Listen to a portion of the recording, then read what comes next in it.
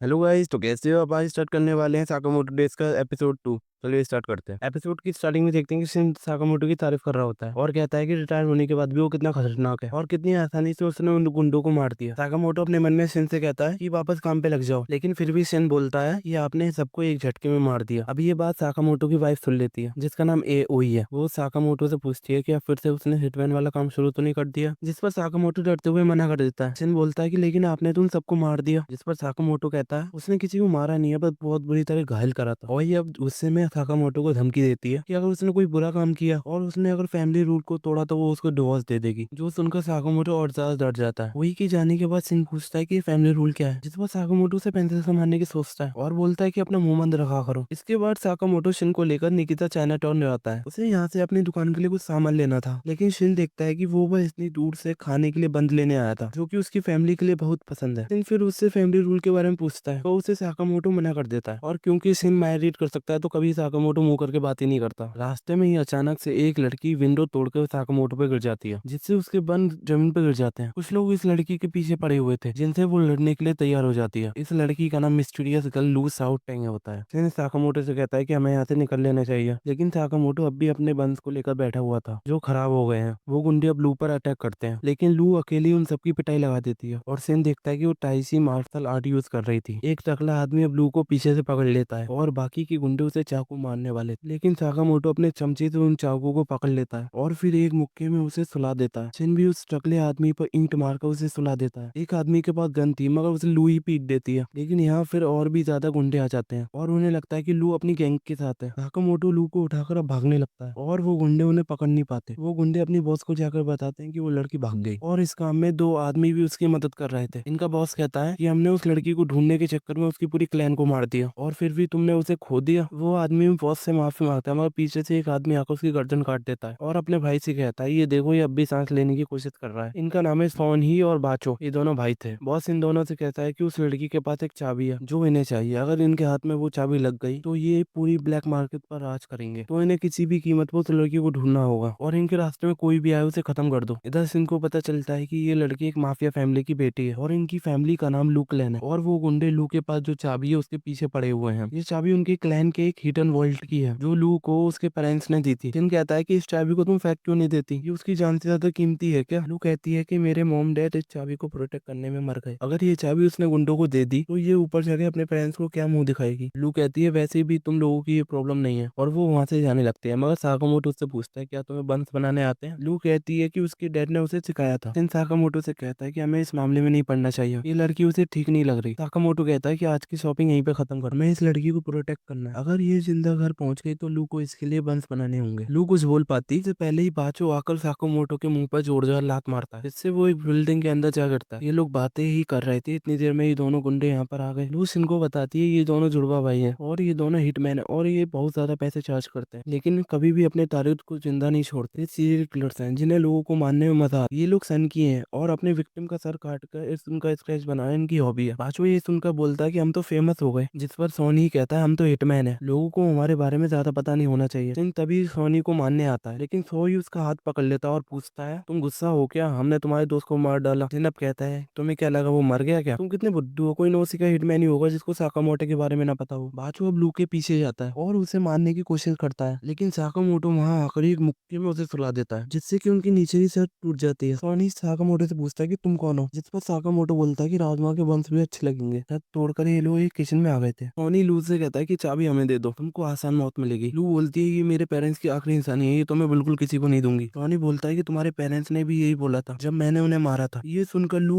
गुस्से में उन पर अटैक करने जाती है, लेकिन साकामोटो खींचकर उसे पीछे कर देता है। लू को समझाता है कि उसे गुस्से में फैसले नहीं लेने चाहिए। लू कहती है कि उस वर्ल्ड में मेरे परिवार का सब कुछ है, जिसके लिए इन कमीनों ने उसके पेरेंट्स को मार दिया था। सोनी अब लू पर एक कुनाई फेंक कर मारता है, लेकिन साकामोटो उसे पकड़ लेता है। सोनी ही साकामोटो से कहता है कि हमारे काम में टांग मत अड़ाओ। वही लू को समझ नहीं आता कि उसे बचाने के लिए साकामोटो अपनी जान को जोखिम में क्यों डाल रहा है। ये बाद हम एक फ्लैशबैक देखते हैं जिसमें साकामोटो ओई के लिए गिफ्ट लेकर जाता है, लेकिन उसके चेहरे पर खून लगा हुआ था। ओई समझ जाती है कि वो किसी का खून करके आ रहा है और उसे ये खून की कमाई वाला गिफ्ट भी नहीं चाहिए। ओई कहती है कि अगर वो अपना बुरा काम नहीं छोड़ सकता तो वो दोनों साथ भी नहीं रह सकते। जितना कहकर ओई छत से नीचे कूद जाती है। साकामोटो भी उसे कूद कर पकड़ लेता है और दोनों नीचे बर्फ में आके गिरते हैं, जिससे उन दोनों को कोई भी चोट नहीं आती। ओई कहती है अगर मैं मर जाती हूँ तुम मुझे मिस करते, इसलिए तुम भी कूद पड़े। इस फीलिंग को प्यार कहते हैं। ओई अब साकामोटो से प्रॉमिस लेती है वो किसी को नहीं मारेगा और यही उनका रोल होगा। और अब तक उसने जितने भी पाप किए हैं उनकी भरपाई करने के लिए अपनी पूरी जिंदगी लोगों की जान बचाएगा। भी साकामोटो के माइंड में ये फ्लैशबैक देख लेता है और समझ जाता है कि उनका फैमिली रूल यही था कि वो किसी को जान से नहीं मार सकता। वो दोनों भाई अब साकामोटो पर हमला कर देते हैं और साकामोटो उनसे कच्ची और चम्मच से लड़ने लगता है और ये दोनों उसका बाल भी बांका नहीं कर पाते। वो दोनों अपनी कास्ट आयरन टेक्निक से साकामोटो पर एक साथ हमला करते हैं और उसे काटने की कोशिश करते हैं, लेकिन साकामोटो उन सभी अटैकों को डॉज कर देता है, बल्कि एक नस उसकी खिंच जाती है। सिन उस पर बैंडेज लगा देता है। टोनी सोचता है कि उनके इस अटैक से आज तक कोई नहीं बच पाया। इतना बड़ा होने के बाद भी साकामोटो पे एक खरोच कैसे नहीं आई। के बाद ये अपनी और भी ज्यादा खतरनाक टेक्निक यूज करने की सोचता है, लेकिन साकामोटो बाचो के सर पर एक बर्तन देके मारता है और सोही का हथियार तोड़ देता है। तो ये अब साकामोटो को छोड़कर लू की तरफ जाता है, लेकिन शिन उसका दिमाग पढ़कर उसे पीछे खींच लेता है और फिर साकामोटो उसके सर पर फ्रीज दे मारता है और दोनों भाई की बत्ती गुल हो जाती है, जिन्हें शिन एक रस्सी से बांध देता है। लू पूछती है आखिरकार तुम दोनों हो कौन, जिस पर साकामोटो कहता है कि हम एक दुकान पर काम करते हैं। इधर बॉस गुस्सा हो रहा था कि सोई और बाचो कहाँ रह गए। वो खजाने का वॉल्ट उसके सामने ही था, मगर उसे खोलने के लिए उससे चाबी चाहिए। तभी साकामोटो और शिन बाचो और सोई को लेकर यहाँ आ जाते हैं। बॉस को समझ नहीं आता कि ये दोनों अंदर कैसे आ गए। तभी लू पीछे से आकर बॉस के गर्दन पर चाकू रख देती है, जिसे देखकर बॉस रोते हुए माफी मांगने लगता है। अब लू उसे जान से तो नहीं मारती, मगर उसकी बहुत बुरी तरह से धुलाई कर देती है और बोलती है हर बात पर लोगों को मानना जरूरी नहीं होता, हमें पास बुलाकर एक हैप्पी लाइफ जीनी चाहिए, ऐसा उसके डैड कहा करते थे। इसके बाद लू उस चाबी से वॉल्ट को ओपन करती है। उसमें खजाना पड़ा हुआ था, लेकिन साथ में कुछ किताबें, सीढ़ी और खिलौने भी रखे हुए थे। एक किताब में लिखा हुआ था जो भी लुक क्लैन का हेड होगा उसे अपना सबसे कीमती आइटम यहाँ रखना पड़ेगा। तो अलग अलग हेड और अलग अलग आइटम यहाँ रखे हुए थे। लू के डैड ने एक ड्रिंक छोड़ी हुई थी जो वो लू के बड़े होने के बाद उसके साथ पीने वाले थे। इसके बाद साकामोटो अपने बंस निकालता है जो कि उसने अभी तक रखे हुए थे। ये कुचले गए थे जो जो अब भी स्वादिष्ट लग रहे हैं और तीनों उन्हें खाने लगते हैं। और अगले दिन लू भी साकामोटो की दुकान पर काम करने लगती है। वो यहाँ पर पॉर्क वन बनाया करेगी। दिन बोलता है कि तुम्हारे पास तो इतना बड़ा खजाना है, जिसपे लू कहती है वो अपनी थोड़ी खानदानी चीजों का यूज करेगी। साकामोटो सिन से कहता है वो भी फैमिली का हिस्सा बन गया है तो उसे भी फैमिली रूल को फॉलो करना पड़ेगा कि वो किसी को जान से नहीं मारेगा। दूसरी तरफ हम एक मीटिंग देखते हैं जिसमें हमें पता चलता है कि साकामोटो के सर पर एक इनाम रखा हुआ है, जो भी उसे मारेगा 1 बिलियन येन का इनाम मिलेगा। और ये एपिसोड यहीं पर खत्म हो जाता है।